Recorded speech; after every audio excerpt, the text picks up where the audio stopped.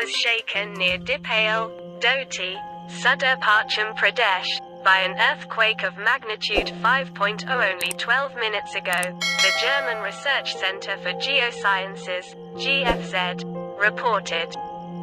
The quake hit at a shallow depth of 10 kilometers beneath the epicenter near Dipayal, Doti, Sudurpashchim Pradesh, Nepal, early evening on Saturday, November 12, 2022, at 7:27 p.m. local time.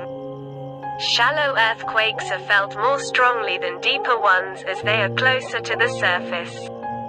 The exact magnitude, epicenter, and depth of the quake might be revised within the next few hours or minutes as seismologists review data and refine their calculations, or as other agencies issue their reports.